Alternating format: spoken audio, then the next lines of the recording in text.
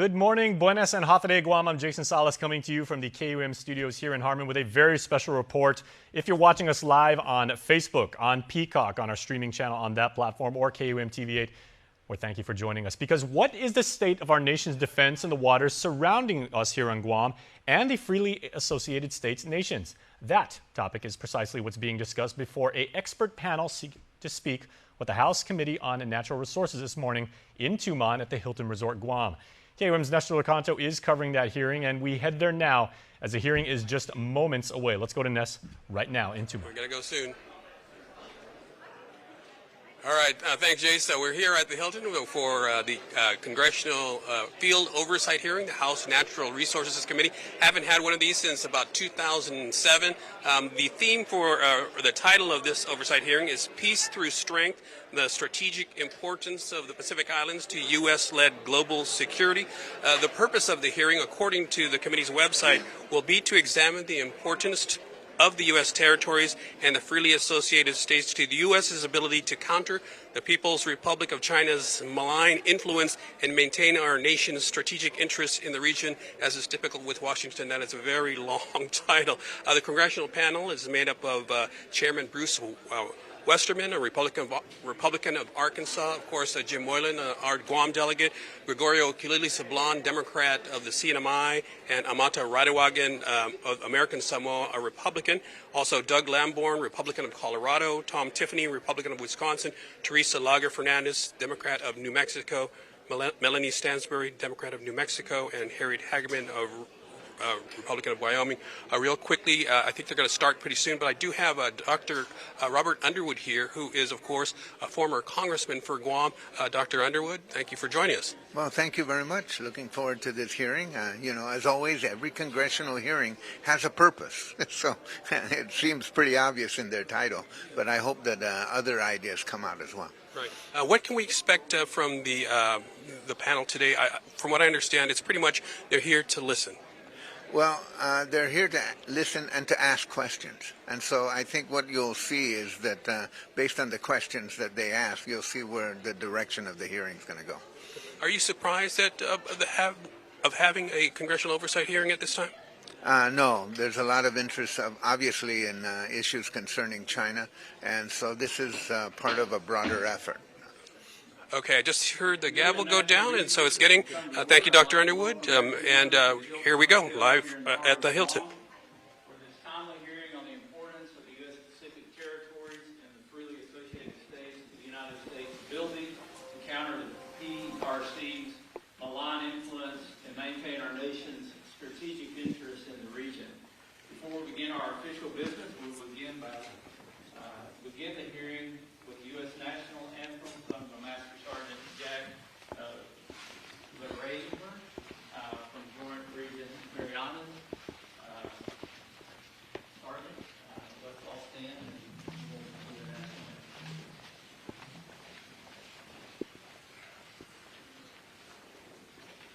anthem. Oh, say, can you see by the dawn's early light what so proudly we hailed at the twilight's last gleaming, whose broad stripes and bright stars through the perilous fight o'er the ramparts we watched were so gallantly streaming, and the rocket's red glare, the bombs bursting in air, gave proof to the night that our flag was still there. Oh, say does that star-spangled banner yet wave o'er the land of the free and the home of the brave? If you'll remain standing, we will now pledge allegiance to the flag of the United States of America and to the republic for which it stands, one nation under God, indivisible, with liberty and justice for all. Thank you. You may be seated.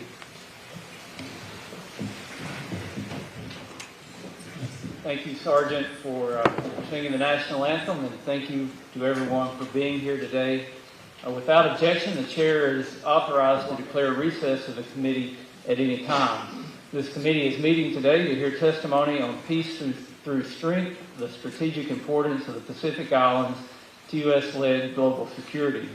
Under Committee Rule 4F, any oral opening statements at hearings are limited to the chairman and the ranking minority member.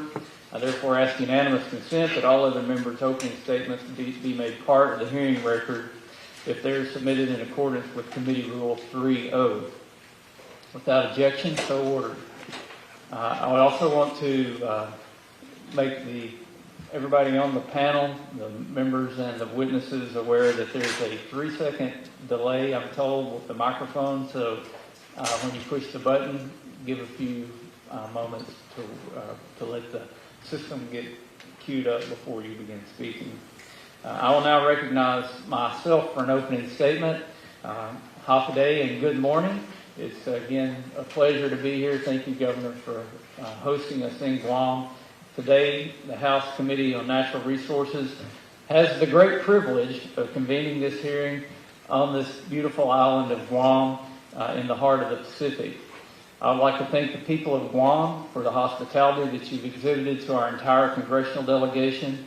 It's truly an honor to be with you here today and to be joined by so many of my colleagues. The warm reception we have received reflects the beauty of this island and its people. I also want to thank members of Guam's local government who are with us or who are taking time to be with the delegation and meet with us while we're on the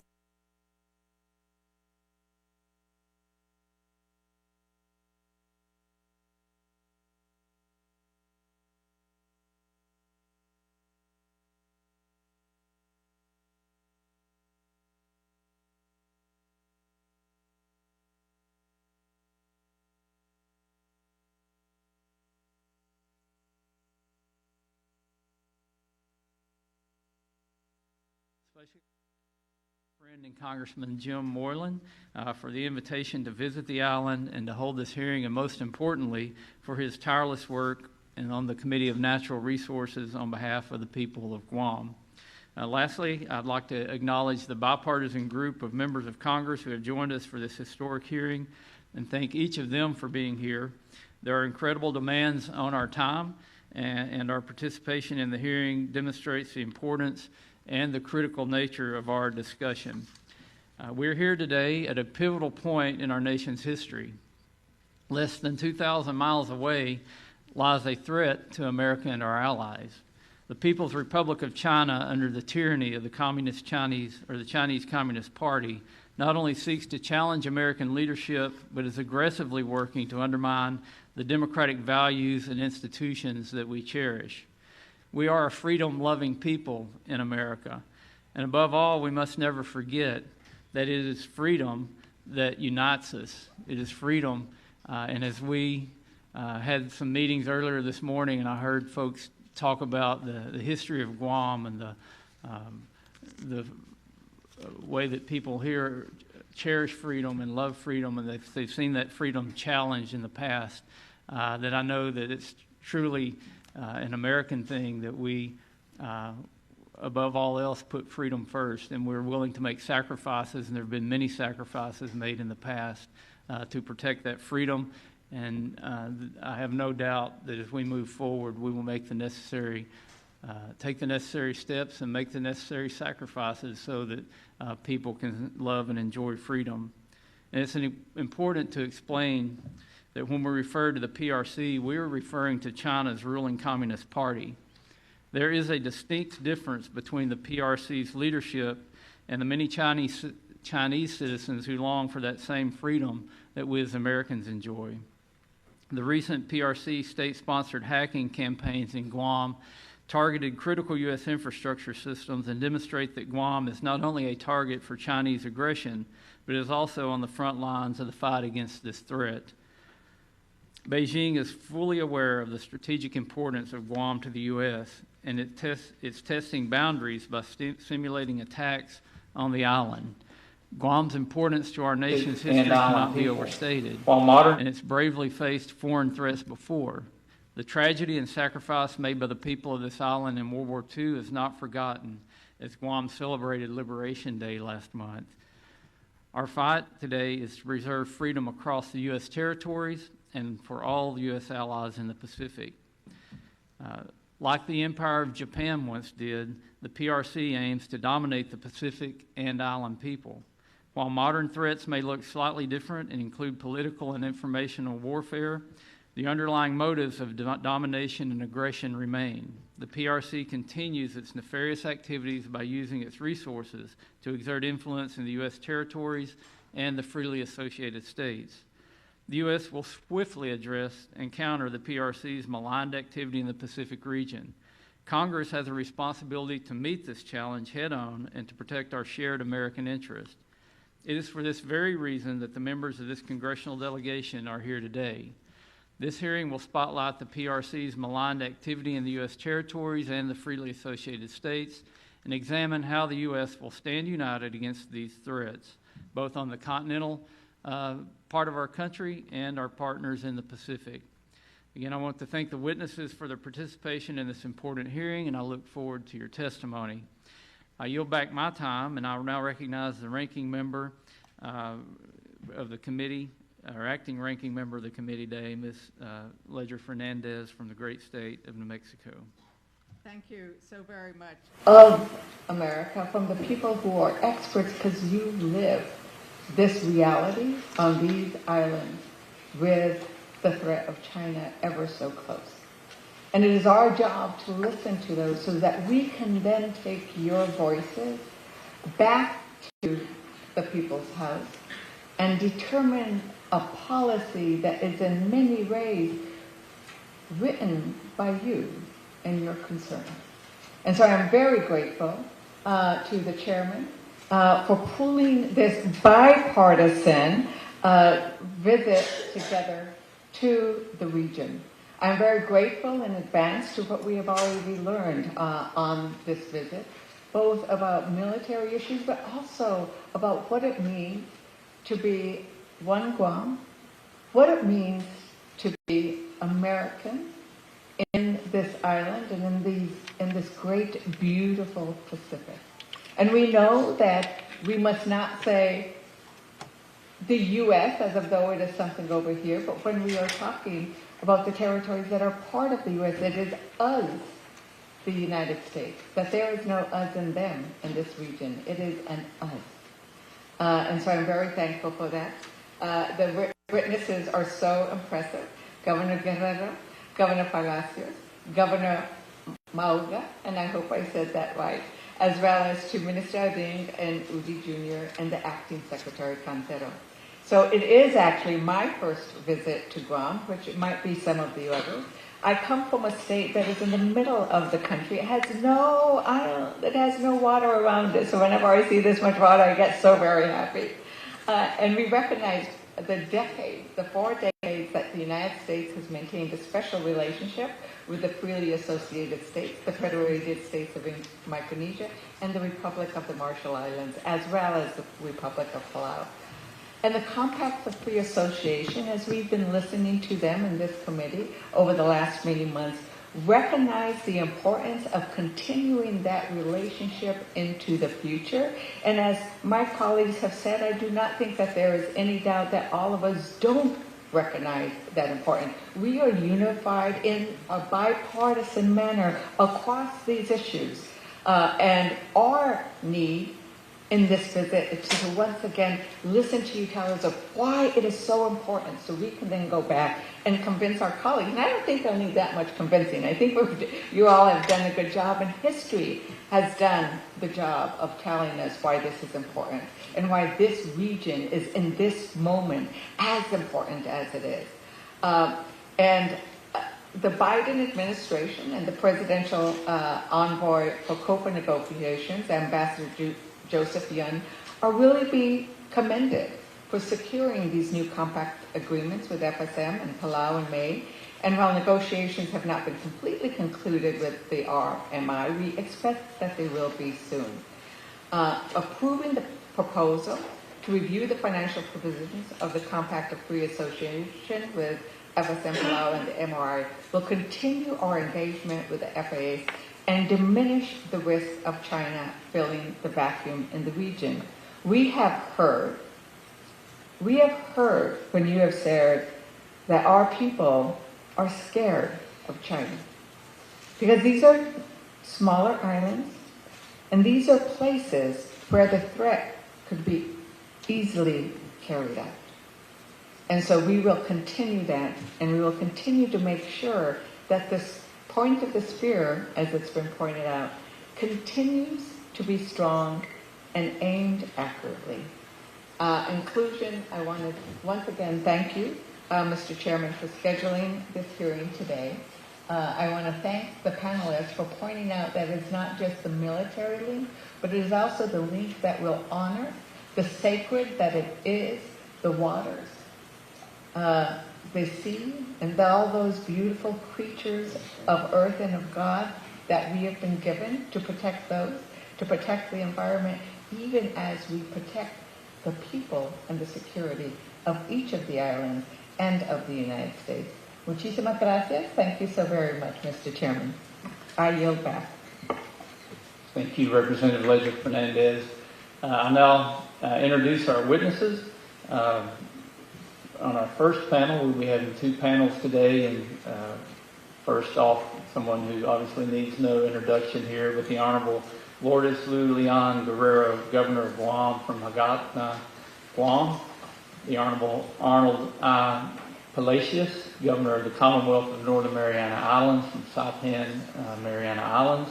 The Honorable Caleb Udui, Jr., Minister of Finance, Republic. Sorry, how come we're not having a hearing on the Chamorro's right to self-determination and how to go about that instead of mongering about China? The Honorable Caleb Udui, Jr., Minister of Finance, Republic of Palau. The Honorable Ricky Quintero, Acting Secretary, Department of Foreign Affairs, Federated States of Micronesia, of Ponte, Federated States of Micronesia. The Honorable Jack Adding, Minister of Foreign Affairs and Trade, Republic of the Marshall Islands, Majuro, Republic of Marshall Islands. Now let me remind the witnesses that under committee rules, they must limit their oral statements to 5 minutes, but their entire statement will appear in the hearing record. To begin your testimony, please press the on button. Remember, there is a 3-second delay. And we do use timing lights. When you begin, the light will turn green. At the end of 5 minutes, the light will turn red, and I'll ask you to please complete your statement. I'll also allow witnesses on the panel to testify before member questioning. The chair now recognizes Governor Guerrero for 5 minutes. Chairman Westerman, Ranking Member Congressman Fernandez, and members of the House Committee on Natural Resources. Hafa. Welcome to Guam, and thank you for flying so far to meet us here. I want to emphasize the vital importance of Guam and other Pacific islands in U.S.-led global security. Throughout history, Guam has played a crucial role due to its strategic location, sitting at the crossroads of Pacific powers. With its protected harbor and comparatively large landmass, Guam serves as a critical air and sea travel connecting China, Southeast Asia, Japan, and North America. This positioning has made Guam pivotal in major American conflicts, contributing to peace and shared prosperity in the Pacific. However, in recent times, China's increasing influence in the region has raised serious, threatening, and real concerns. China's efforts to expand its reach to other Pacific Island countries through infrastructure projects, political maneuvering, and socio-economic coercion have repercussions for the Pacific Islands, including Guam. China's intentions indicate a potential threat to regional stability, an attempt to exert control over the region concealed in otherwise benign diplomatic agreements. Security in the Pacific means a viable and robust economy. Security in the Pacific means an educated workforce, a quality healthcare system, reliable infrastructure, resiliency of a community, and digital modernization. Security in the Pacific and the stable trade with Asia that follows, it resonates far beyond the Pacific. Nearly 95% of America's potential customers live outside U.S. borders. 29% of U.S. exports of goods are sent to Asia. And this region represents over $2 trillion in trading goods with the United States in 2022. Moreover, the supply chain that sustains our daily lives from food to electronics rely on a secure Pacific. Given these circumstances, the question before us is simple. Who should shape the rules of future trade in the Indo-Pacific? If the U.S. does not engage actively, China will, writing a future that will never put Americans first. To prevent this, I support bipartisan efforts to enhance U.S. engagement in the region and support efforts to bolster the security of Guam, other key territories, and our allies and partners in the Indo-Pacific. This ensures the ability to drive prosperity in a free and open Indo-Pacific, especially for developing democracies in the Pacific.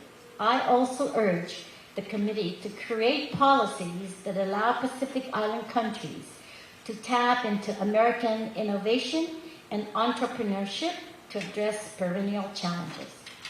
Furthermore, I ask Congress to recognize that our actions in the Pacific reflect the values we share: peace, prosperity, and a free democracy.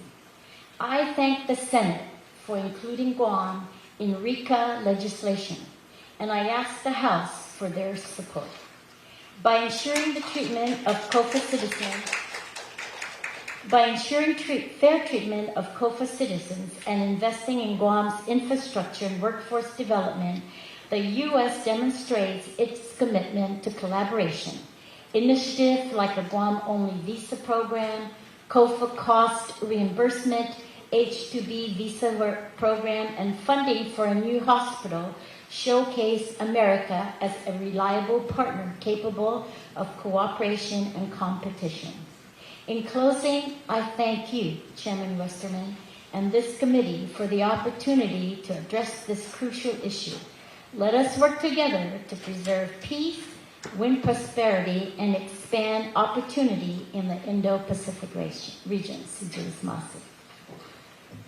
Thank you, Governor Guerrero. And we'll now move on to our next witness. I want to recognize Governor Palacios for 5 minutes. You're recognized. Thank you, Mr. Chairman. Hafade, Tiro Faisho, Chairman Westerman, distinguished members of the House Committee on Natural Resources. To my fellow islanders in the committee, Congressman Sablan, Congressman Moylan, and Congresswoman Ratherwood. Welcome back. Welcome back to the Marianas. Thank you for inviting me to speak with you today about some of the critical issues that are impacting our regions. Today's hearing is a testament to the significance and urgency of the role of the Pacific Islands in global geopolitics. That you have traveled thousands of miles to conduct this oversight hearing indicate that you indeed recognize the strategic value of the Pacific Islands in securing peace and freedom in our nation and the world. It is in the interest of national and global security for the United States government to protect and fortify Pacific territories and allies in the freely associated states against the growing threat of Chinese Communist Party. America's security architecture in the Pacific is not only founded in military defense, but also in the pillars of economic, social, and political stability in the region. It is based upon the economic prosperity, the health of people and ecosystem, and the rule of law. It is rooted in genuine, trustworthy relationships and shared commitments backed by actions to a free and open Indo-Pacific. As such, I am happy that the United States is at last close to completing the negotiation to renew all the Compact of Free Association agreement. The U.S. territories of the Northern Marianas, Guam, and American Samoa firmly anchors America's position in the Pacific, and together with the freely associated states, create a vast corridor of peace and security that spans nearly 3 million square miles and connects to the seas of the other island nations. Recognizing the strategic importance of America's territories and allies in Micronesia, the CCP moves aggressively to fill perceived voids in Americans' assistance and to capitalize on social and economic vulnerabilities of the Pacific Island communities. We see this aggression in massive investment in infrastructure and economic development. We see it in land grabs and fisheries expansion. We see it in unauthorized research vessels lurking around our undersea fiber optic cables. We see it in organized crimes, public corruption, and political interference. There is a strategic edge in all CCP's activities, and it destabilizes the island communities and cuts against America's influence and security in the region. In the Northern Marianas, during times of economic hardships and vulnerability, we too have turned to Chinese investment for solutions. In fact, for almost 40 years now, the People's Republic of China have had a firm foothold in our islands. Chinese investors were always conveniently there when we needed them, offering new industries and revenue sources that directly or indirectly advance the interests of the PRC in the Marianas. From 1980s to early 2000, we had a garment industry primarily Chinese-owned, with more than 30 factories in the island of Saipan. Of course, there were many human rights and labor violations associated with the industry during those years. When the garment industry shut down, the Commonwealth lost a major source of revenue, and drastic austerity measures had a deeply destabilizing effect on our islands. To make up for the loss, we turned to Chinese tourism and also to Chinese casino gaming. Prior to COVID-19 pandemic, tourists from PRC comprised approximately 40% of all visitors arriving in the Marianas. The casino on Saipan at peak, billions of dollars in rolling chips, volumes generated in just 16 VIP tables. So for a brief period, Chinese tourism and gambling revenue propped up the Commonwealth government and the economy. But this was short-lived and had unfortunate consequences. Today, Chinese tourism dried up and the casino was shut down. The Commonwealth economy continues to struggle, and the government and our people are in need of fiscal distress. These are conditions that makes the Commonwealth again acutely vulnerable to CCP exploitation. Shortly after I was inaugurated as governor this year, I announced the position of my administration that we would pivot away from the Commonwealth's over-reliance on Chinese investment and seek to strengthen our relationship with federal partners and allies in the region. I worried about the instability of the Chinese markets in light of the shifting geopolitical currents. I also worried about the Commonwealth's potential exposure to national security concerns.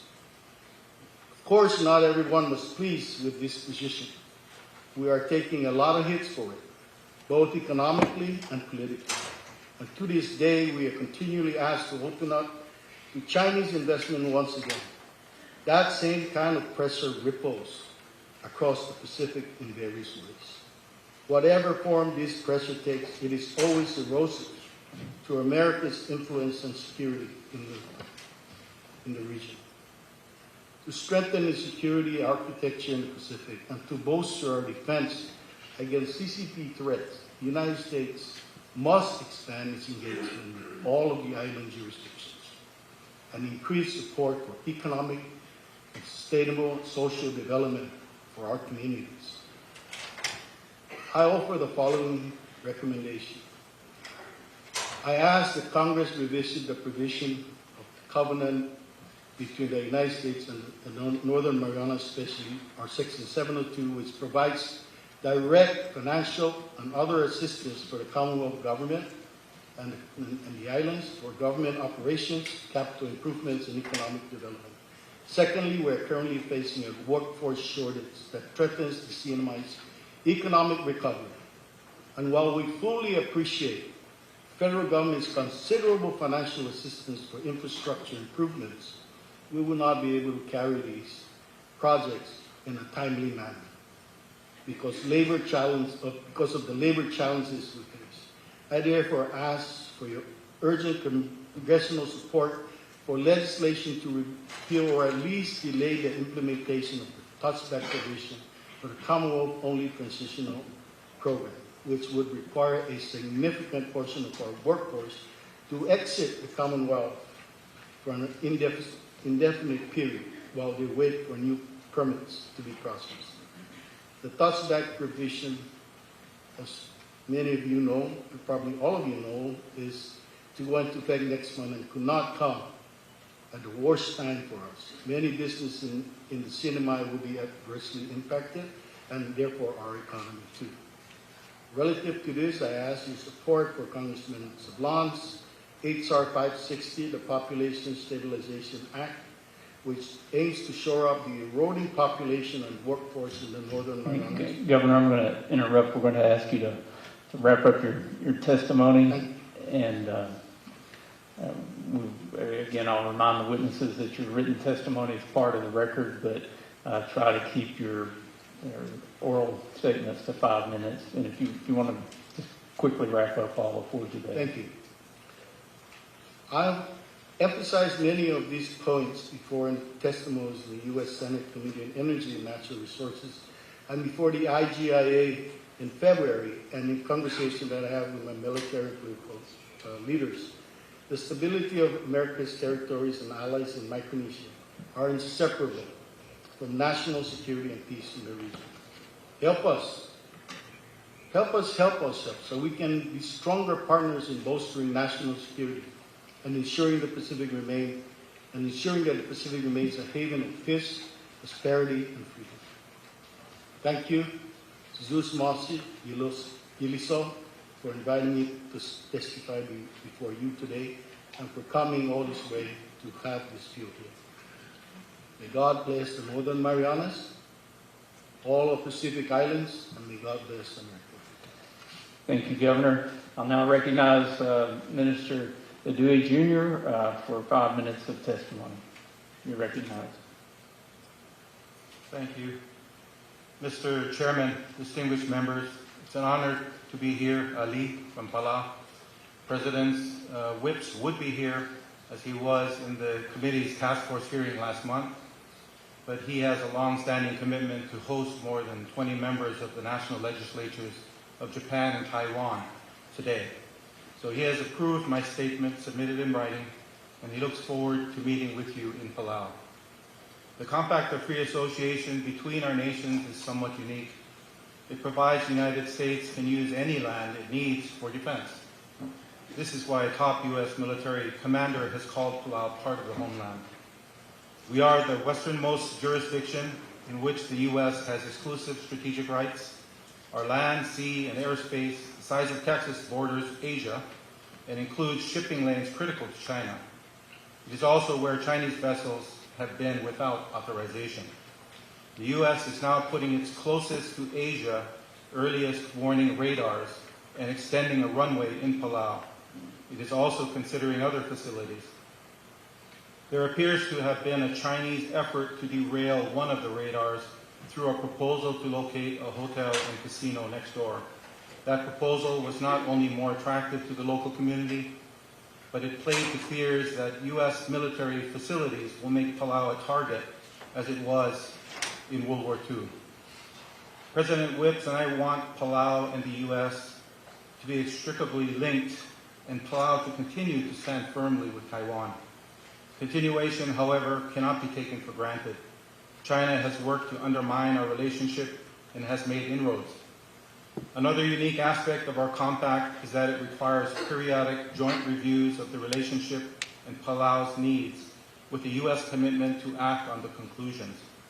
The first review agreement in 2010, however, was not approved by Congress for 8 years, only because of a dispute between the U.S. executive and Congress on how to pay for it. China took advantage of the impasse. It began to subject Palau to economic carrots and sticks to shift our alliances. Tourism is our largest industry.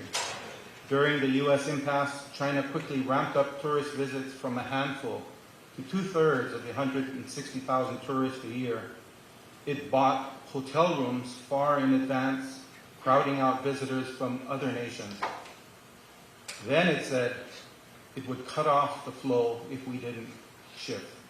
We didn't shift, and it did cut off those flows. COVID hit right after. The two blows shrank our economy 30% in just 5 years, causing real pain for our people and eliminating budget surpluses. China has offered to send us many tourists as we can accommodate and establish a huge new industry in Palau, but again, only if we shift alliances. Tourism from other nations is coming back, but slowly. We are working to develop these markets and get more flights, but are limited by a runway so short that only smaller jets can use it, larger ones at a maximum of 70% passenger load. We are also working to develop other industries. Meanwhile, most private sector investment in Palau is from China.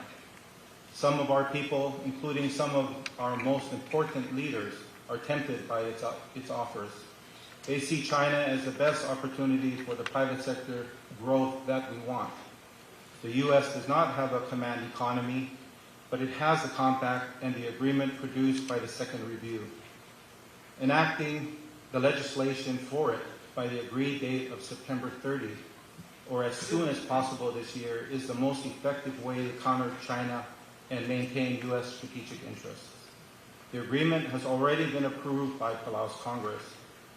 After the experience of the 2010 agreement, a significant delay in the new agreement will give those in Palau who see a future with China, or who have Chinese connections, an opportunity to sow doubt about the U.S. A long enough delay would be another opportunity for China to affect our economy and our people. Thank you for the opportunity to speak today. Thank you to the gentleman for your testimony. I now recognize Acting Secretary Quintero for 5 minutes. You're recognized for your testimony. Thank you. Chairman Westerman, Ranking Member Teresa Leger Fernandez, members of the House Natural Resources Committee, thank you for convening this hearing today and for the opportunity to testify before you this morning. My name is Ricky Francisco Cantero. I am the FSM's Acting Secretary of Foreign Affairs. I have had the distinct honor to serve my country in its foreign service for the last 24 years. On behalf of President Simina, I have the honor to share my government's perspectives on the long-standing U.S.-FSM partnership, including ways to strengthen our collaboration. I begin by confirming the FSM's firm commitment to fulfill all of its compact obligations, including those related to security and defense.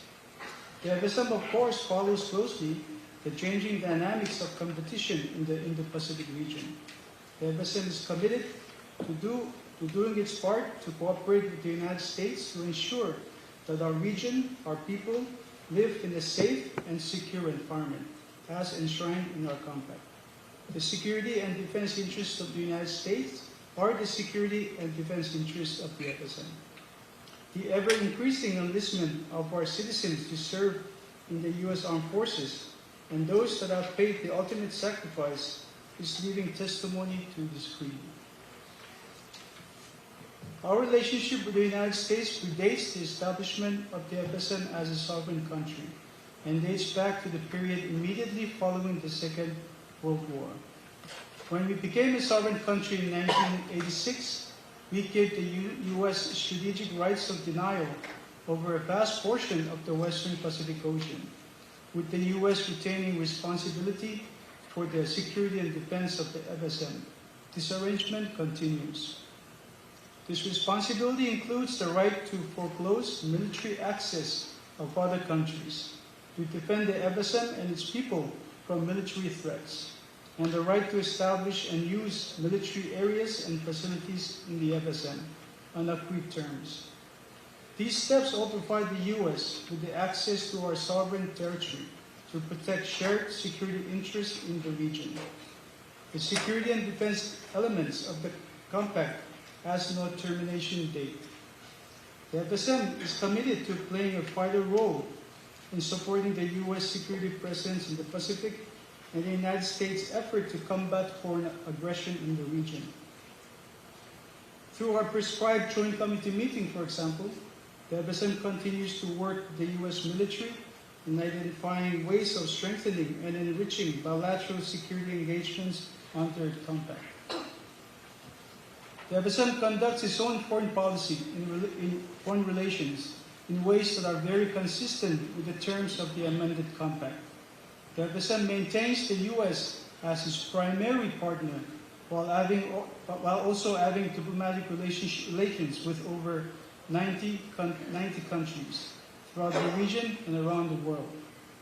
Additionally, the FSM and the U.S. belong to many of the same international organizations, including the United Nations, where voting practices of the two nations are aligned and remain very, very consistent.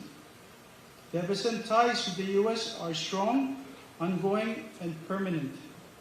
Beyond Congress's consideration of the pending compact legislation to economic assistance provisions until 2043, there are numerous other opportunities to enhance our collaboration.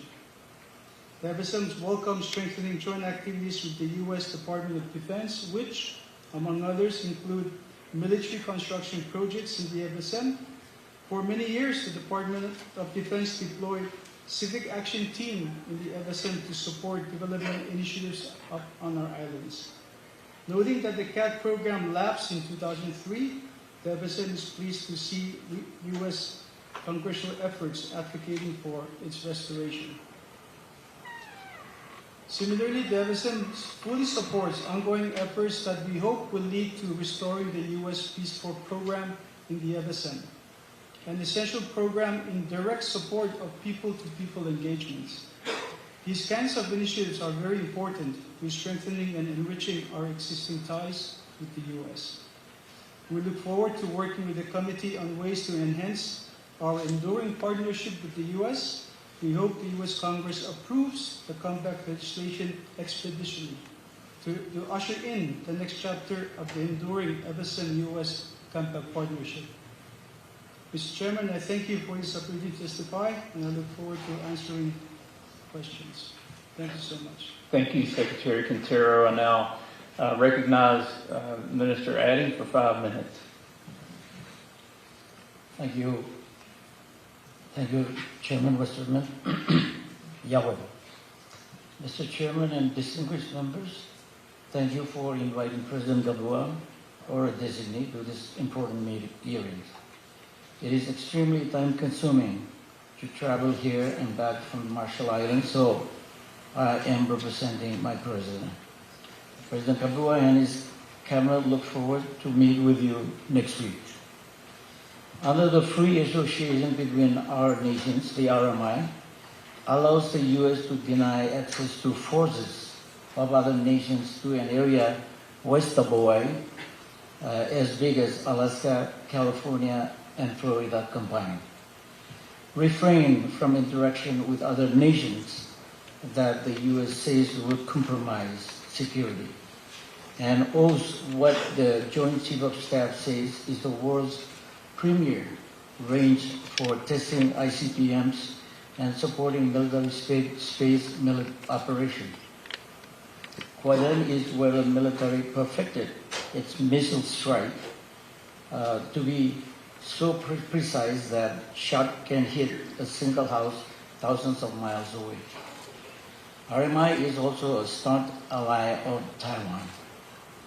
During the U.S. administration of our islands, we also serve U.S. strategic interests worldwide by the U.S. using our islands for most of all of its atmospheric nuclear pump tests.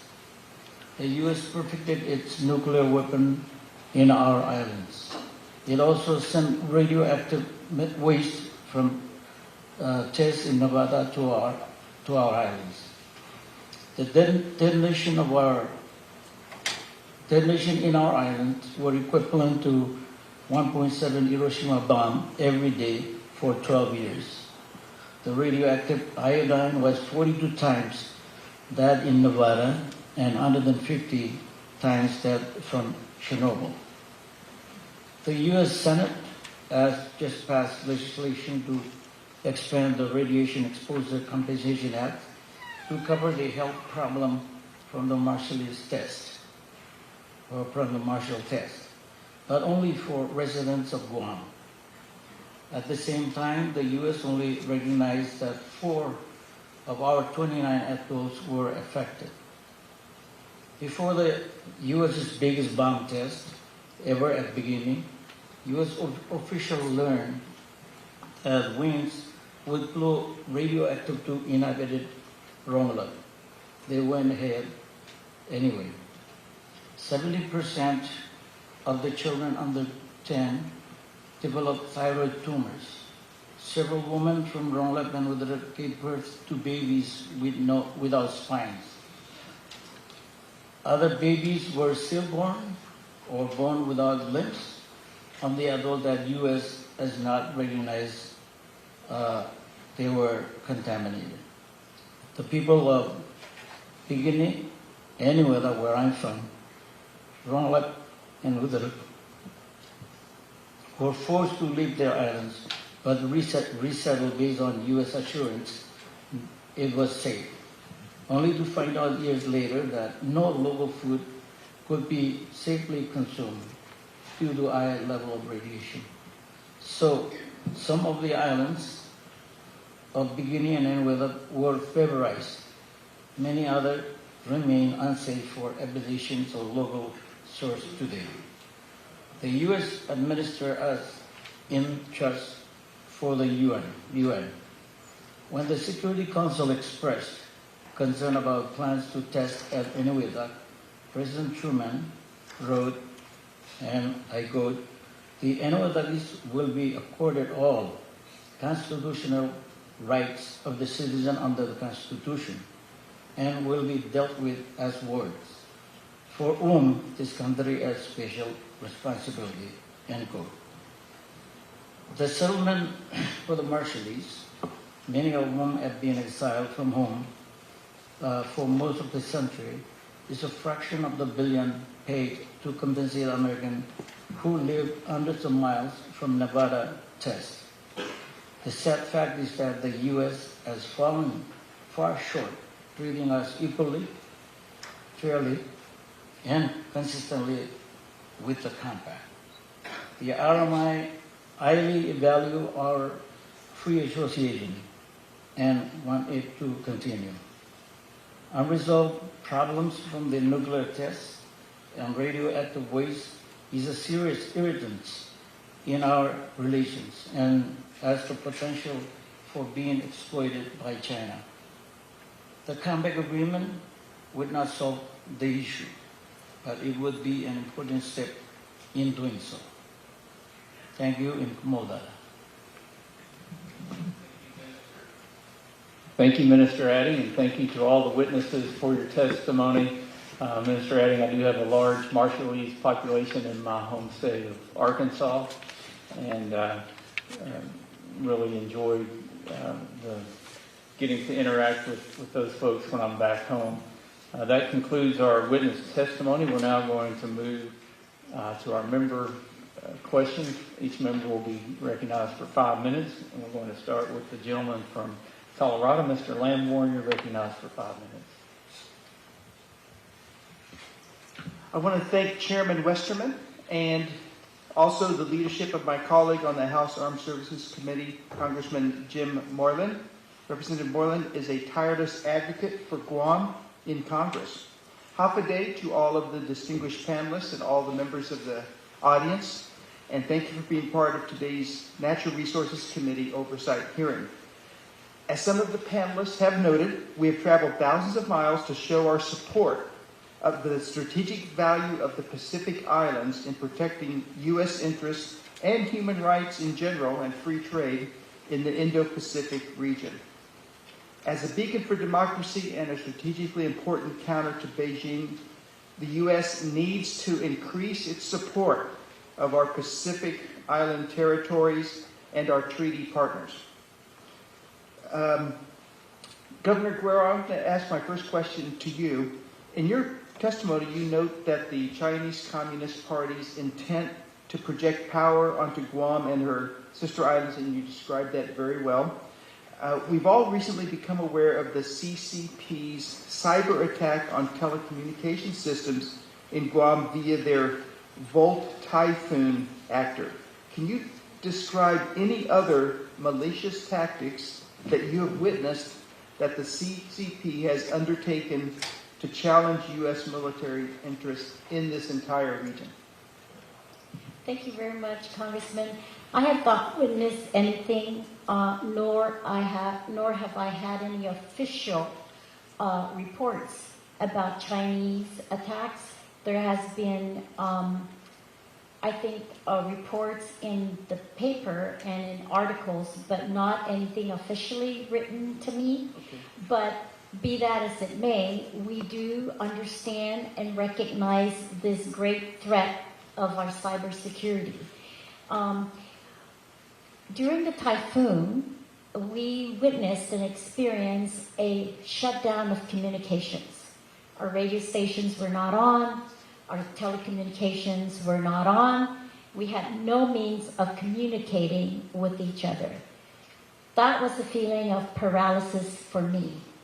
And it was a very scary feeling because I could not even talk to my frontliners or my frontline defense people or even communicate with my family, and just think about what that means in terms of life in general. So we very much experience what I think could happen if there is a Chinese cybersecurity attack. Can you imagine if all our airport and our port authority is paralyzed because of those attacks? We would not be able to survive. And so, although we have not had a real experience of that through China's cybersecurity attack, we experienced it during the typhoon and after the typhoon. And so what we are doing as a government is we are creating a cybersecurity island-wide emergency plan. And we are working with very key stakeholders in business and public sectors. We have directed our government agencies specifically to establish their cybersecurity plan, which will filter up towards our island-wide security. Thank you. I appreciate that. I'm going to have to ask another question before my time runs out. I appreciate that answer, though.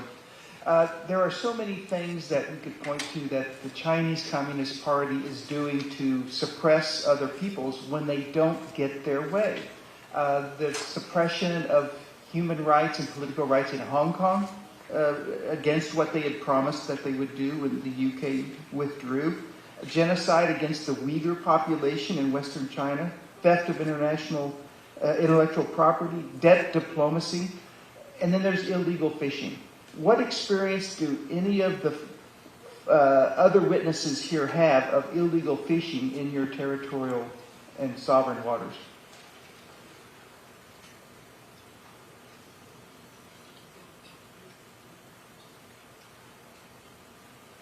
Thank you, Congressman Lambert.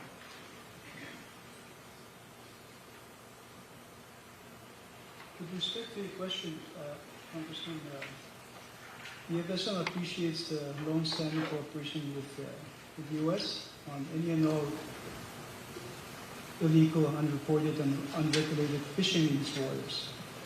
For example, the FSM appreciates the support it has received from the U.S. Coast Guard on these issues and value its cooperation with the U.S. Coast Guard in the new expanded shipwrighter program. The assistance we receive is helpful to all illegal fishing activities. In a nutshell, the support that we get from your side, especially from the U.S. Coast Guard, is very, very critical. We just went through an annual joint committee meeting with your military. We do it on an annual basis, and we review the defense strategic posturing in this region. And one of the issues that we always discuss is how do we counter illegal fishing. Excellent. And that's one of the primary reasons why we agreed to the expanded shipwright agreement. Excellent. Thank you so much, Mr. Chairman. I yield back. Gentleman yield back. The chair now recognizes the gentleman from the Northern Marianas, Mr. Saban. You're recognized for 5 minutes. Thank you very much, Mr. Chairman. And I will say I'm very grateful that you and our colleagues are taking. Mr. Saban, is your microphone on?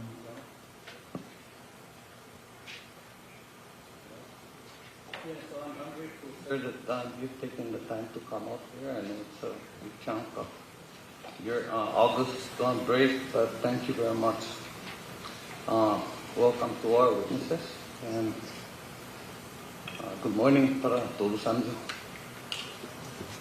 Governor Palacios, I'm going to sort of stick with you for now, sir. You mentioned Covenant 702. We have obviously a problem with our workforce. Construction is a major issue with us, where we have, like, how much in projects you estimate that are not moving because of? As of today, we have an estimated that I know of over $500 million already approved. Yeah, and that requires just a technical change in some of the legislation, but it is important that we get these things moving. You mentioned an issue of touchback. How many businesses are affected this year by this touchback issue? I can assure that there's over 60%, maybe more, of our businesses, all the hotels, all the construction companies, and so all the projects are going to be impacted. And the covenant section 702, right? It was really a wonderful section in the beginning. We even had capital improvement funds and everything. We had a little money upfront for operation. What do you want Congress to do? Consider not necessarily changing where we're at today regarding the Covenant 702, but consider putting aside another $10 to $20 million just as a set aside for operations of our government in case we run into a problem again. That's where we're at today. And thankfully, there is a clause in the agreement that gives us a little bit of flexibility today. Thank you. Governor, is this still on? Okay. Governor, thank you very much. Because, look, some of you who know me well enough know that I inquired about the Northern Marianas relationship with the People's Republic of China. I've been quiet about that for a while. We had a trade with China. But I am now concerned that there have been some things that has happened here in our region. For example, not necessarily by the people of China, but of course the government, CCP and PLA. Concerned enough that I've actually taken a stand and said, look, I will join this task force and work with trying to get also our Micronesian brothers and sisters fairly rich to. Thank you to ministers, Mr. Secretary, Mr. Ading. It's nice to see you again, sir. Governor Guerrero. Mr. Odui, do you have anything more to add? I think I have time, right? No, I don't. Yeah, you've got time. Oh, yeah. Mr. Minister, do you have anything you'd like to say? Don't worry. As these people know, sir, that we are family. And that as family, you and I are allowed to talk about them behind their back. Not to say that I would do that, but thank you for the opportunity to add. I think the realities are evident when you're able to visit our islands yourself and see firsthand what exactly we're dealing with. So to Congressman Lamborn's question on fishing, Palau has closed off our waters to commercial fishing because it's just too impossible to regulate. And we appreciate the U.S.'s help in patrolling, helping patrol our waters, and to counter intrusions, these unauthorized access that survey our undersea fiber optic cables. But the other point is, Congressman Sablan, that this is not something that happens periodically. It happens every day, and it happens at different levels. We have a federal system. It happens at the state levels, and with our state legislatures as well as our state executive officials are approached almost every day. So it is something that we have to be mindful of and address as part of the routine order of business every day. Thank you. No, thank you. My time is over, Mr. Chairman. Gentleman's time has expired. The chair now recognizes the gentlelady from American Samoa, Ms. Radewagen. You're recognized for 5 minutes. Talofa.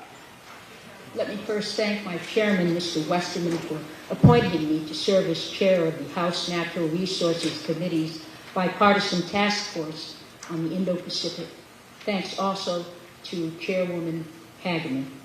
As a prelude to today's proceedings, we conducted a task force hearing in July on PRC, COFA, and the territories with the valued support and leadership of task force co-chair Hilary Sablan. This hearing truly is a homecoming for me, having lived here and graduated from the University of Guam. But this hearing is also about the Marshall Islands, where my family lived for years when my father was appointed head of government under the administration of President Eisenhower and Interior Secretary Seaton in the darkest days of the Cold War. And at that time, the shadowy world of creeping communist totalitarianism was nightmarishly illuminated by ominously frightful over-the-horizon flashes emanating from 67 nuclear weapon tests in the Marshalls. Nuclear testing ended shortly before my father was sent to take the first steps to restore a post-nuclear testing civil order, which literally included his own footsteps across atomic bomb craters on his inspection at Bikini and Enuetaka. And we meet here in the southernmost of the Mariana Islands to hear from the governor of the northernmost of the Mariana Islands, where my family lived for 12 years, while my father represented President Kennedy and Secretary of the Interior Udall in relations with the Northern Marianas, Marshall Islands, Palau, Yap, Pohnpei, Chuuk, and Kosrae. So I join this homecoming with my father's spirit close in my heart and in my mind, aware that much of it was in the Cold War era under the UN trusteeship. Guam and the CNMI formed the westernmost of America's homeland at the doorstep of Asia in the time zone adjacent to Tokyo's. We are here as a committee because Guam and CNMI truly are the northern keystones in architecture of what since 1945 has been mostly a free and open Pacific. In this new era, America's allies in Palau, FSM, and RMI form the integrated superstructure of regional security and peace. Once as a child mentored by my father and other leaders of the Pacific nations who so often sat at our dinner table, and now as an elected leader in this region, I understand in a very profound way how and why the UN trusteeship, our Compact of Free Association, stood for decades against Soviet imperialism as a threat to democracy and post-colonial free enterprise under rule of law. Now we're facing the threat of the once concealed but now overt velvet-gloved hand of PRC ambitions that hides the iron fist of PRC totalitarian communist imperialism. Thus, we come here under Chairman Westerman's leadership to regroup and confront together the PRC's threat to the freedom of the blue continent that stretches across the Indo-Pacific region. Of course, the American homeland also reaches deep into the southern Pacific, where American Samoa's alignment with the U.S. is foundational to a free and open regional order. And I have the honor of serving first and foremost my own people in my family's true homeland, where my father was elected and served with both great dedication and success as governor. So it's in that spirit of homecoming that I want to commend each of my fellow Pacific Islanders who are witnesses today. In addition to your oral testimony, I urge my colleagues to study your written statements for the record. We gather here in the Pacific way that you have spoken your truth here today boldly. In that same spirit, my question to each witness is based on the powerful statement written by the governor of the CNMI that exposes PRC methods and tactics to opportunistically exploit our needs and weaknesses. Let me say that when I run out of time, and I'm about to, I'm going to ask each of these witnesses to please submit the answers for the record, please. We can learn from Governor Palacios how PRC uses illegal influence in a democracy to corrupt and destroy democracy. PRC invests in free enterprise with political warfare instead of profit motives to destroy free enterprise. Without naming names or specific economic sectors or institutions that are under attack, please tell us if you are aware of PRC political warfare tactics going on today in your islands. Is it getting worse year by year? Are your governments becoming more effective in restoring the rule of law? And finally, again, without revealing specific cases, is U.S. law enforcement and U.S. Department of Justice cooperating in any criminal investigations you are pursuing? Now I have 35 seconds. Perhaps one witness could answer and the others submit it for the record. Thank you, Mr. Chairman. Thank you, Congresswoman. Yes, we will do that. I will further submit also a written response to your questions. Yes, we see it. We absolutely see it. With the geopolitical sands shifting in the Indo-Pacific region, we saw what was going on. So luckily, when the pandemic closed down our economy and all flights coming to the Northern Marianas, that was sort of a blessing, because we have almost half of our tourism industry, our visitors were coming in for PRC. Over 200,000 tourists in 2019. That's significant. Thank you, Governor. And I'll look forward to getting the rest of your written answers in the near future. Thank you, Mr. Chairman. I yield back. Thank you, Representative Radewagen, and thank you for your leadership on the task force and for your obviously vast knowledge of the region. It's a real benefit to have you serving on the committee. I now recognize the gentleman from Wisconsin, Mr. Tiffany. You're recognized for 5 minutes. Thank you, Mr. Chairman. Mr. Quintero, in March of this year, President Penrello wrote a letter stating how the CCP is waging political warfare in the Federated States. How is the situation, and by the way, it was a very methodical, detailed letter that the President wrote, and I hope you've had a chance to read it, all of you, because I've read it twice. Very methodical, very detailed, and have things changed since that letter, Mr. Quintero?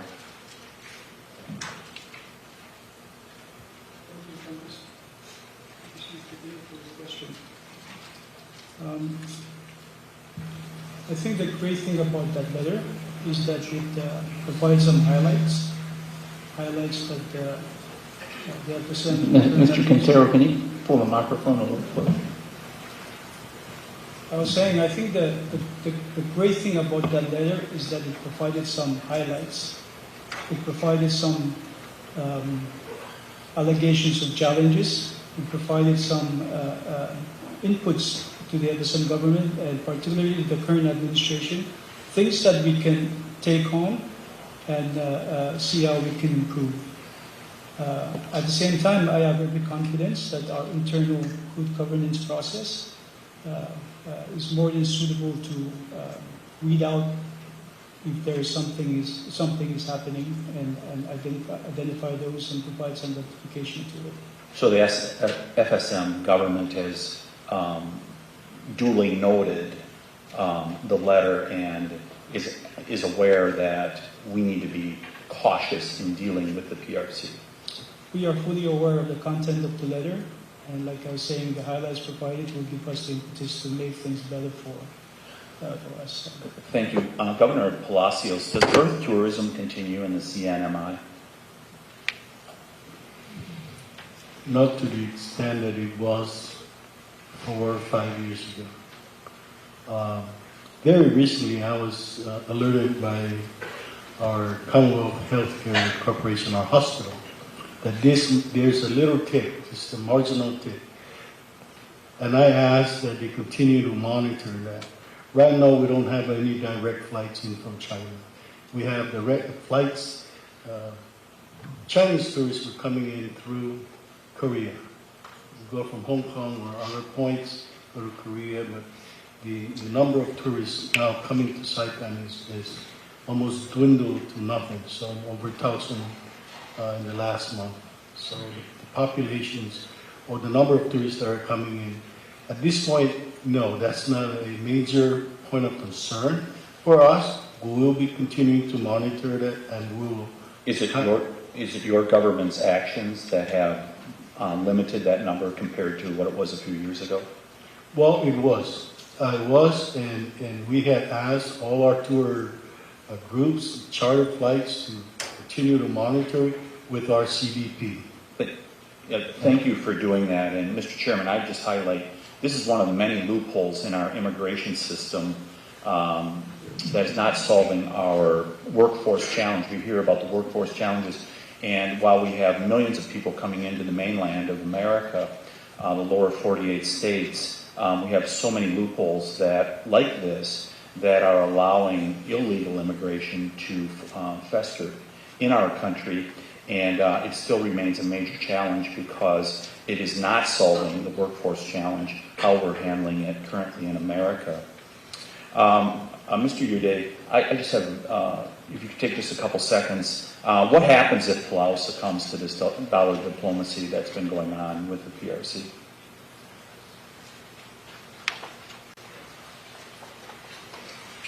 Or is your country, or is Palau making sure that you don't?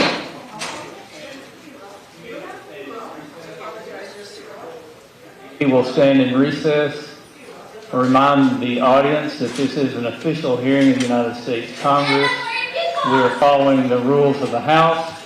We ask that you respect the proceedings of the committee hearing. Can I have a few seconds back, Mr. Chairman? We're currently in recess, but I will give you your time back.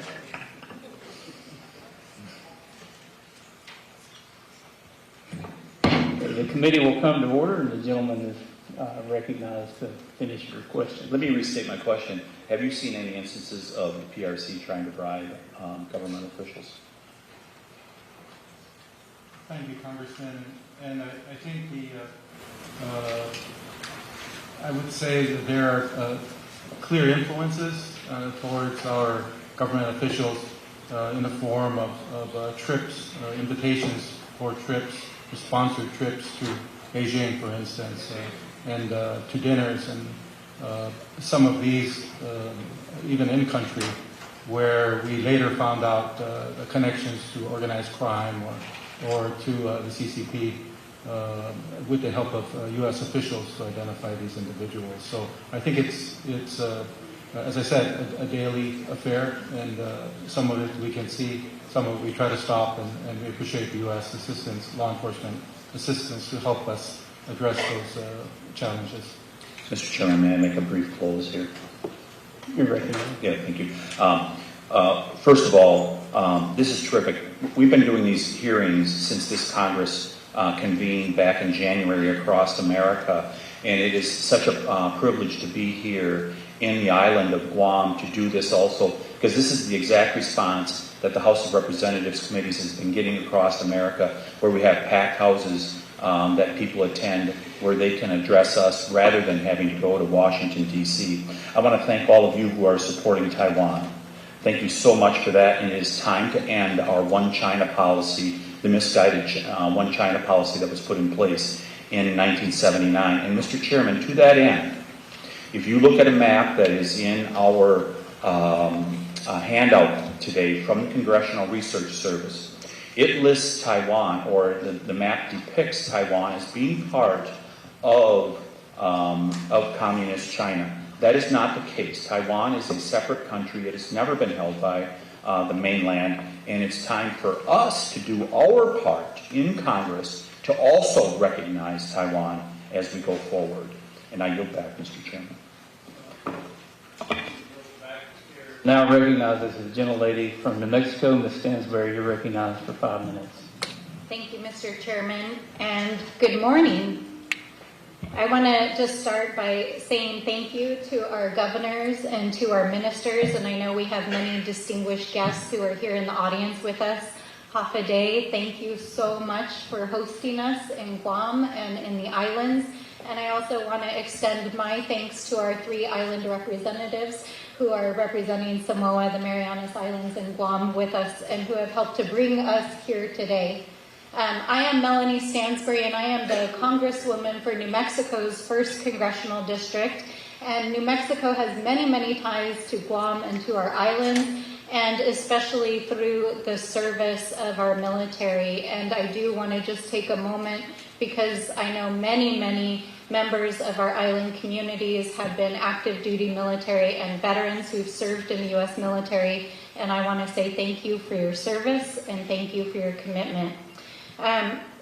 Mr. Chairman, I'm especially grateful for this opportunity to be here. I think we've heard a lot this morning about the strategic importance of our relationships with our territories and our freely associated states.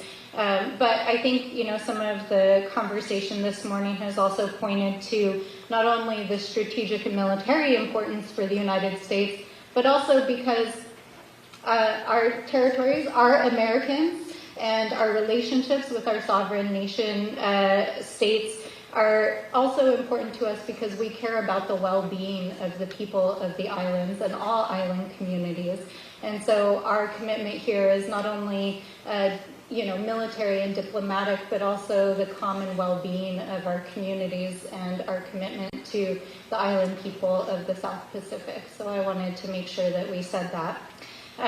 New Mexico's interest in these issues may seem a little off the beaten track, but my district is the district where Kirtland Air Force Base and Sandia National Labs reside, which play a critical role in helping to support our military missions here in the South Pacific, along with many of our bases and our national laboratories. And so we not only have a relationship with our cultural ties and our military ties, but also indirectly being engaged in the South Pacific here in these communities.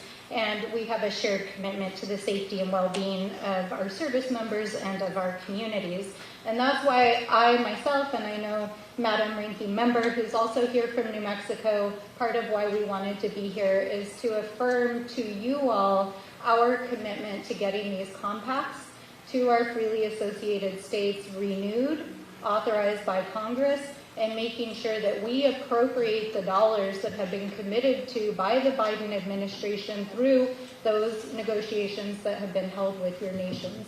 And we're here to make that commitment to you and to fight in Congress to make sure that we get those through the process. And I think it's really important to affirm that here in this forum. But I do want to take a few moments to hear, Governor Guerrero, we had a moment before we came here to this hearing to talk about the threats that Chinese influence in the region play. And I was particularly struck by some of the comments that you made about the threats to freedom, democracy, and ways of life. And I wonder if you could share a little bit more about that, especially for the public, about why it's so important that we affirm American commitments here in the South Pacific. Thank you very much.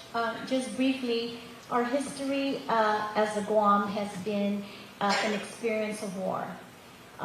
Dates back to the 1600s when Magellan came and invaded and occupied our island. And as a result, we saw a decrease in our rates from 150,000 to 8,000. But as a resilient community, we became resilient once again. We saw the Japanese occupation. So our people have witnessed and experienced direct atrocities of war.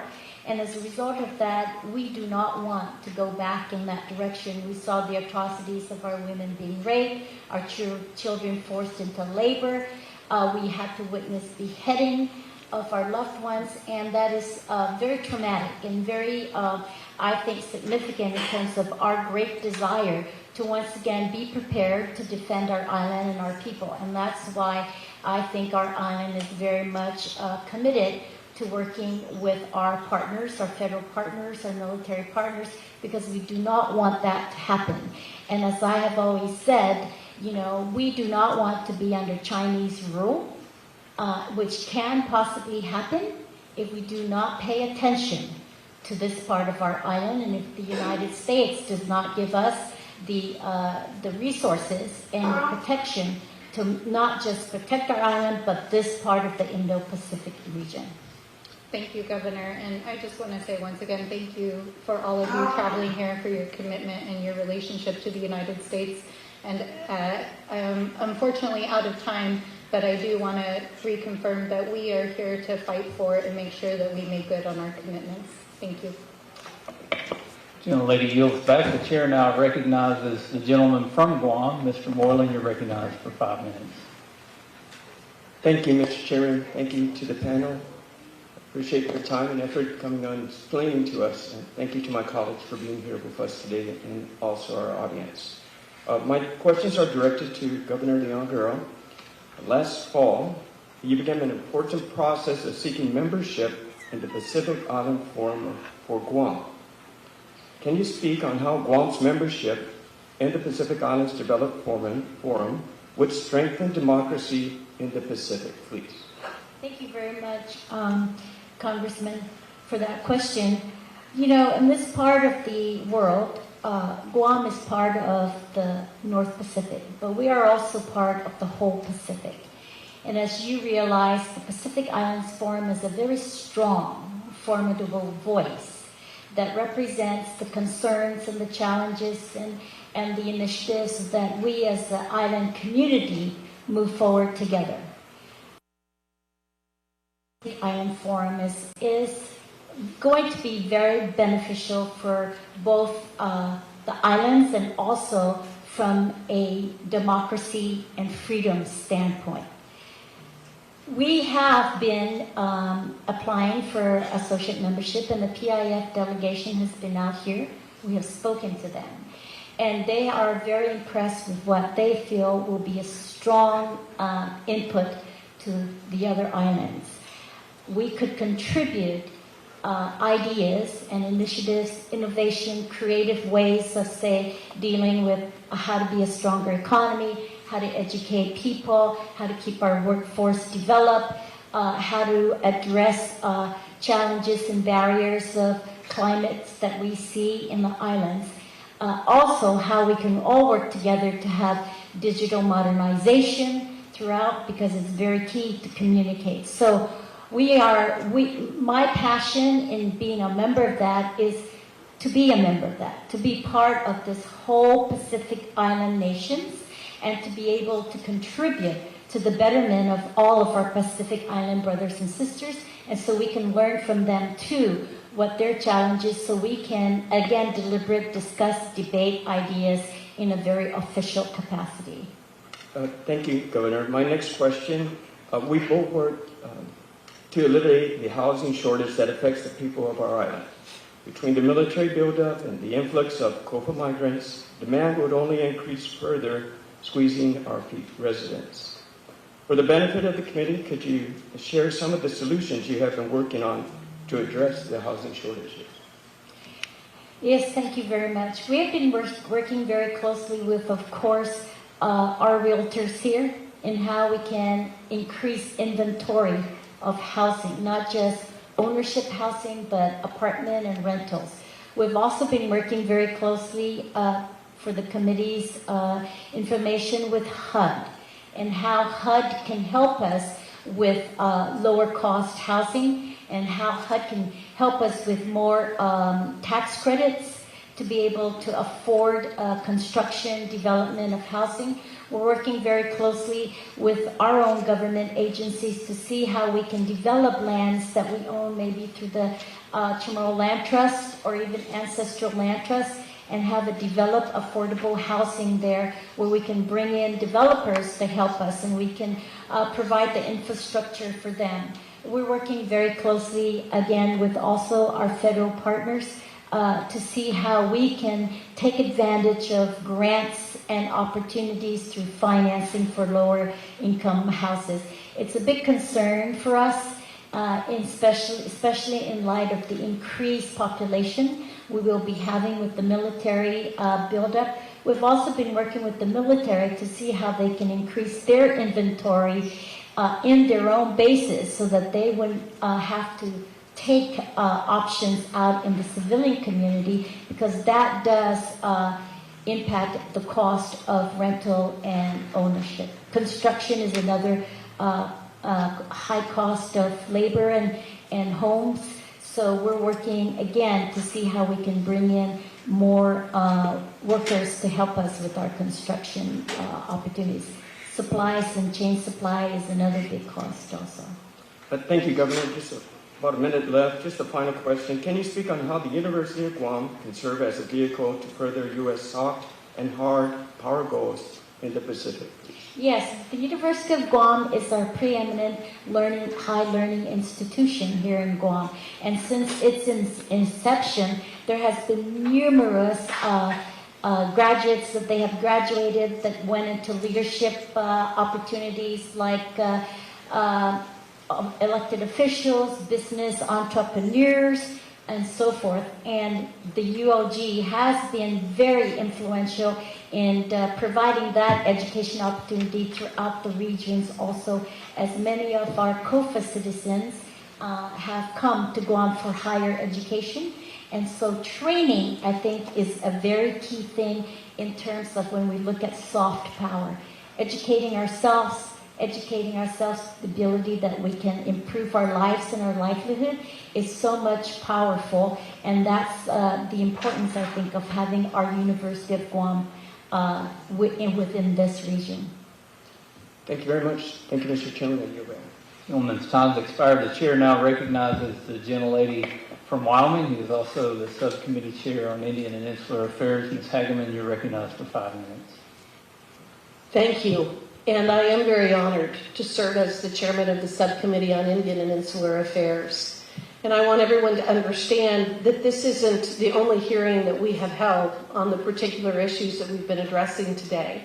The issues that we have discussed, the relationship with our territories as well as the other islands in the entire region, has been at the forefront of our interest throughout the last 8 months as we have been in Congress. We have held several hearings in Washington, D.C., talking about the importance of where you're located, and not only your importance to the security and the geopolitical interests of the United States of America, but to the world at large, because of the risks that we all recognize are posed by China and the Communist Party that runs that country. Minister Udui, since taking office, President Whips has reported publicly on numerous occasions where Chinese ships violate Palau's exclusive economic zones, or EEZ. Some of these violations are Chinese surveying activities. In one recent incident, a Chinese vessel conducted questionable maneuvers over your undersea fiber optic cables. When it comes to the surveying, does Palau have mineral or energy potential off its waters that China may desire to sustain its massive economic and military buildup? Thank you, Congressman. And yes, you are correct. We believe there are undersea minerals that would be of value economically, and they are surveying the cables, very evident from the tracking that we see and the requests that they officially make to enter our waters. But the vessels that we see are not made for research. They're made for other purposes. We also see that they are taking steps to name ridges in our waters we suspect, for a future claim to take possession of some of our northern waters. Those are highly concerning developments. And through your role as the finance minister, are you able to detail for the committee the significance of these cables for Palau's commerce and what a Chinese threat to these cables would mean for your country? The cables are very significant to us. Recently, new infrastructure that has really changed the opportunities that are available to Palau for economic growth. We have sought to take advantage of these opportunities and looking at more opportunities in e-commerce, digital government, and other new industries.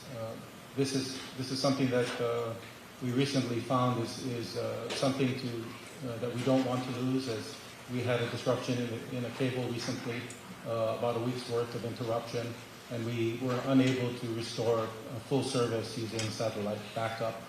So it's very important that we do have that additional cable that is being installed right now, and we hope that that will provide the resiliency that we could rely on to attract further investment to our islands. Well, that's good to hear.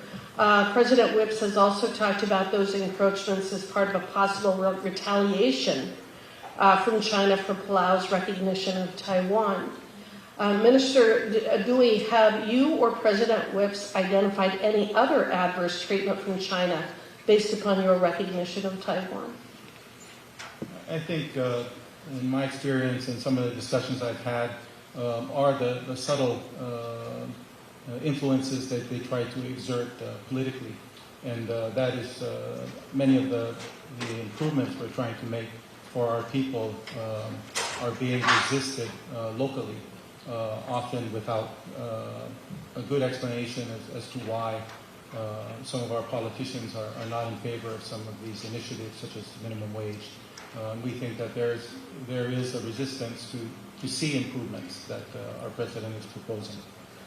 Well, and I would note for anyone who's watching, and this is certainly a sentiment I will bring back to my colleagues in Congress as we consider the compact renewals, that when we discuss Chinese political warfare, there are clear-cut examples of China using these tactics to achieve one of its main political goals, which is eliminating Taiwan's diplomatic space.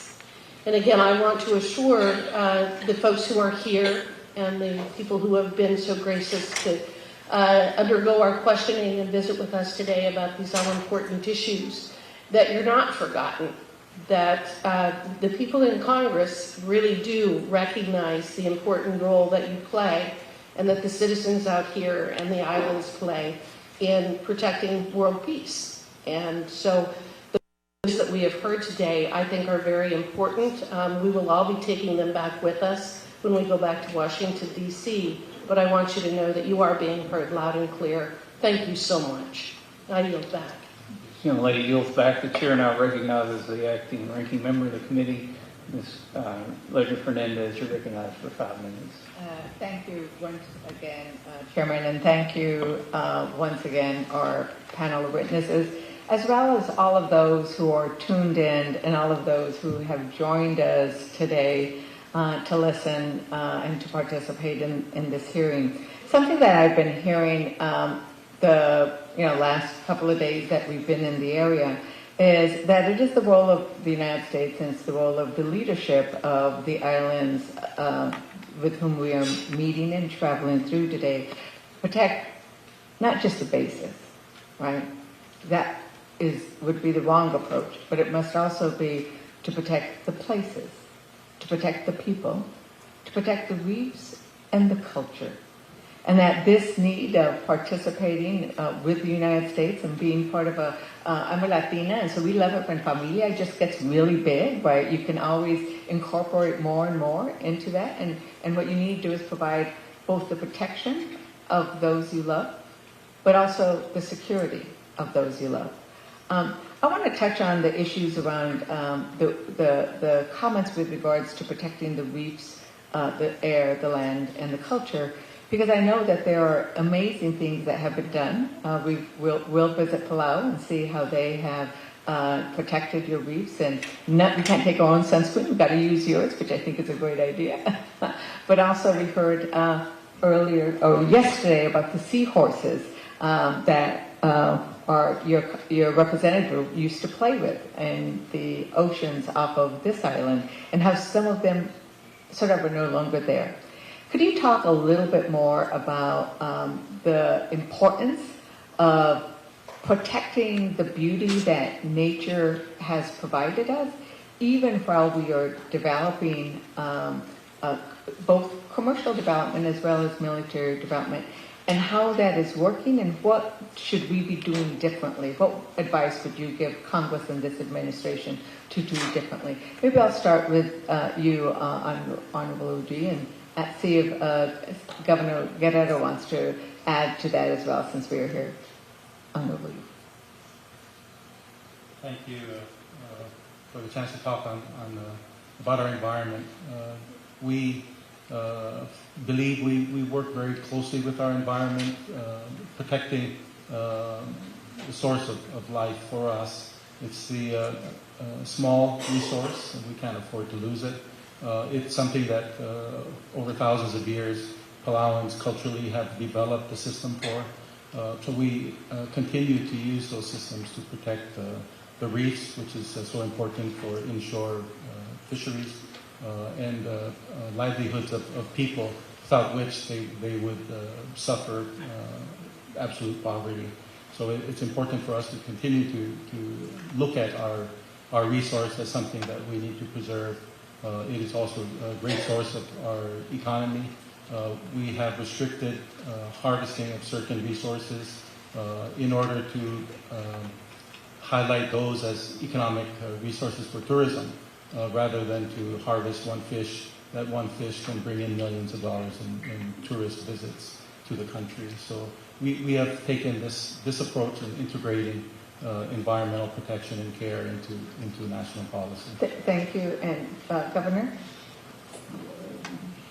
You know, I certainly agree that as an island, we have very limited resources, and the wealth of our people is in our culture, our land, our people, in protecting the environment and so forth.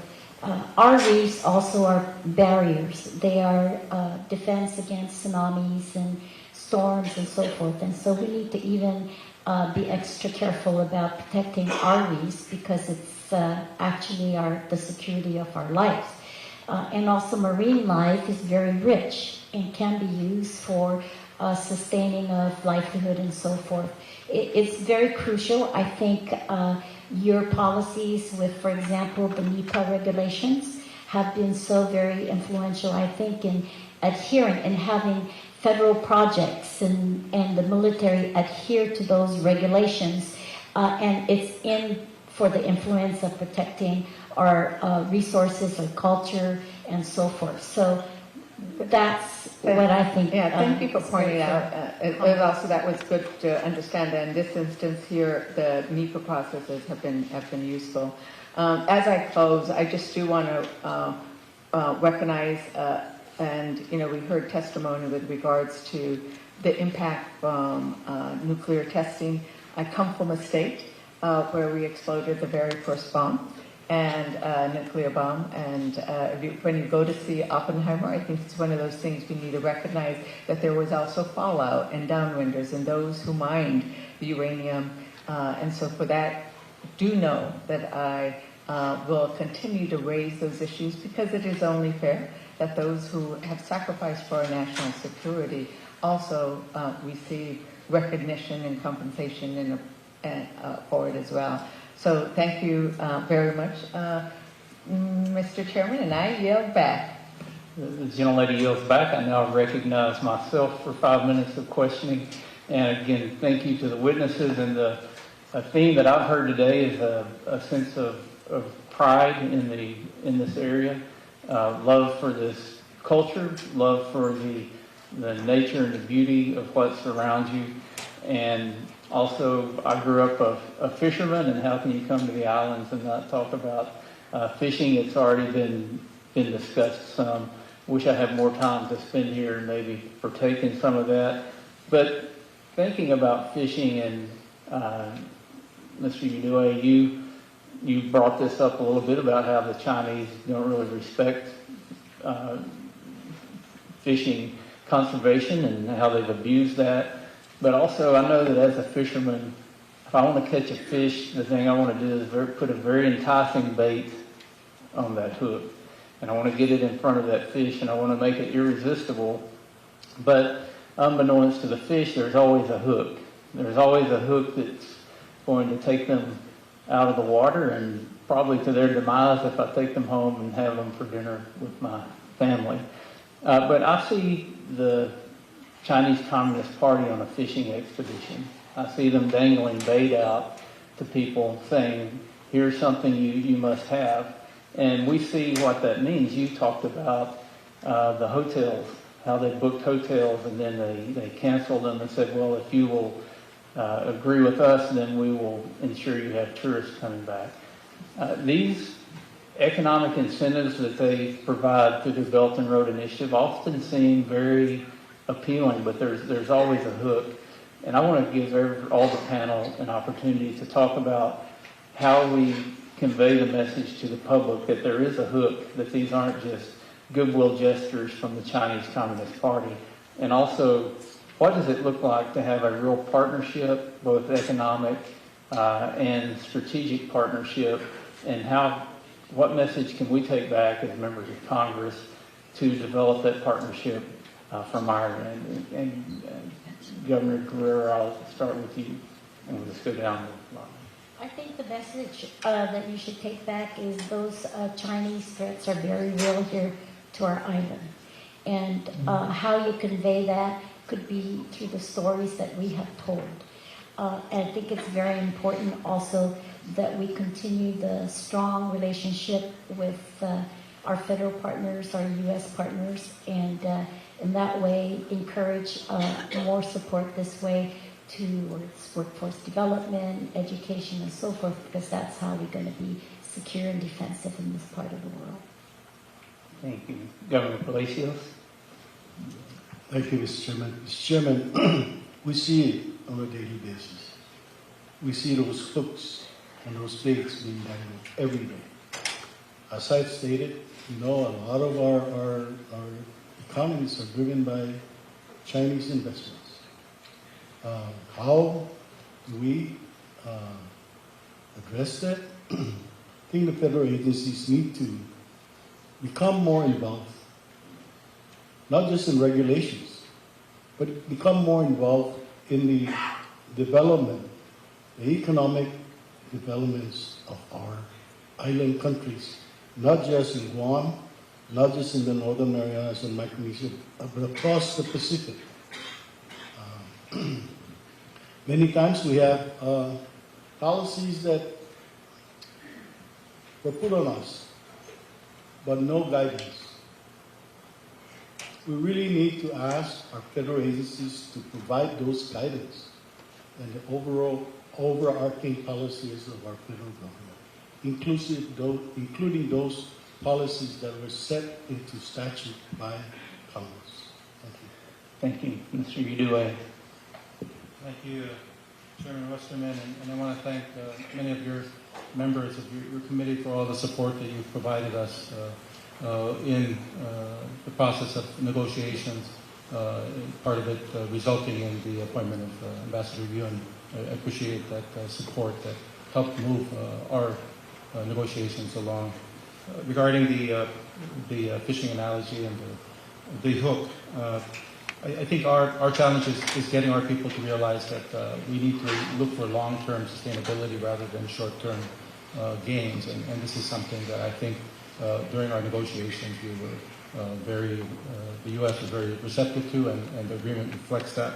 I think what has helped us is having that relationship with the United States and having standards that determine how we review decisions. I think it's also about looking at sustainability and how diversification can be part of that sustainability and the impact of the Chinese tourism strategy in not just reserving rooms but buying rooms even though there were no tourists to occupy those rooms, eliminating the opportunity for our other tourist segments. And we learned diversification is so important to tourism during the economic financial crisis and SARS fears in the region before. We worked very hard to structure our tourism so that it is diversified with many different countries, visitors. And in the course of 2 years, the Chinese were able to push back on that strategy and weaken us further, making it harder for us to recover post-pandemic. Thank you, Mr. Quintero. Thank you. I think the unique thing about the group here is our country is the only country that have a diplomatic recognition with China. We've had that for the last 30 years. But I want to confirm that irrespective, even this 100 years, is nowhere near in comparison to the value that we give to our relationship with the U.S. Not even close. To our people, to our country, U.S. will and always be that relationship number one. And in saying that, I also want to just reaffirm our commitment to security in this region.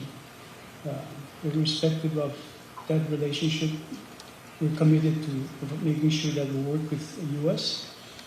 on everything that has to do with security and defense. That commitment is firm and is really, really strong. On our side, we have our own internal rules of engagement with that relationship. And I think it's fitting that I submit that we do not engage with them on anything and everything that has to do with security discussions. If it's raised, we drop it completely. We do the same for loans. If it's raised, we drop it completely. These are just parameters that we put in play just to give us some good oversight. So it's been quite, in my view, helpful. But I guess the strongest message that we can convey to that relationship, that side, is perhaps support and passage of the compact. Passage of that, in my view, displayed the true relationship that exists between representing the U.S. and, of course, our brothers and sisters here. That's just my take on it, but the messaging, I think, is really, really important at the regional level, especially at the regional level. I think whether we like it or not, the compact itself serves as a standard of testament of commitment of the U.S. in the region and our commitment to you.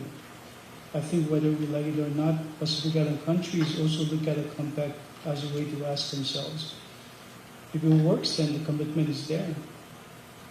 So there's a sense of evaluation that I think they're the way they see us from their perspective.